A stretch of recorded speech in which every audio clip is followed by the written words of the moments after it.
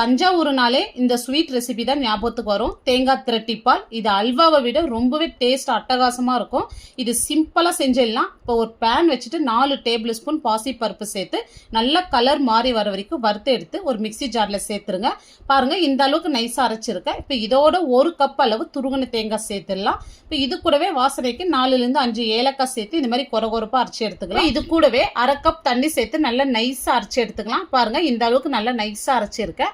இப்போ ஒரு பேன்ல 2 ஸ்பூன் நெய் சேர்த்துட்டு ஒரு 3 டேபிள் ஸ்பூன் பல்லா நறுக்கின தேங்காய் இதோட சேர்த்து நல்லா கலர் மாறி வரட்டும். இது கூடவே 10 முந்திரி சேர்த்து நல்லா கலர் மாறி வந்தது வேற ஒரு பிளேட்ல டிரான்ஸ்ஃபர் பண்ணிடலாம். அதே பேன்ல நம்ம அரைச்சு வச்ச தேங்காய் விழுதை சேர்த்துட்டு மீடியம் ஃப்ளேம்ல நல்லா மிக்ஸ் பண்ணி விட்டுங்க.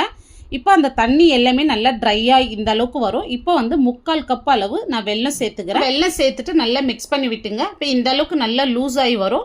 இப்போ ஸ்வீட் என்ஹான்ஸ் பண்ணுறதுக்கு ஒரு பிஞ்ச் ஆஃப் சால்ட் சேர்த்து நல்லா மிக்ஸ் பண்ணி விடுங்க. பாசிப்பருப்பு, தேங்காய், வெல்லம் இது எல்லாமே ஒன்று சேர்ந்து வர 1 ஸ்பூன் அரிசி மாவு சேர்த்து நல்லா மிக்ஸ் பண்ணி கொடுங்க.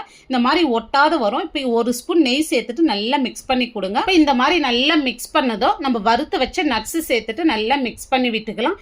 இப்போ பாருங்க, நம்மளுக்கு தஞ்சாவூர் ஸ்பெஷல் ஒரு சிம்பிள் ஸ்வீட் ரெசிபி ரொம்ப சூப்பரா ரெடி பண்ணிட்டோம். இந்த ஸ்வீட் அல்வாவை விட ரொம்பவே அட்டகாசமா இருக்கும் டேஸ்ட். இப்ப டக்குன்னு ஒரு ஸ்வீட் சாப்பிடணும்னா இதை செஞ்சு பாருங்க. இந்த வீடியோ பிடிச்சிருந்தா லைக் பண்ணிட்டு சப்ஸ்கிரைப் பண்ணிடுங்க.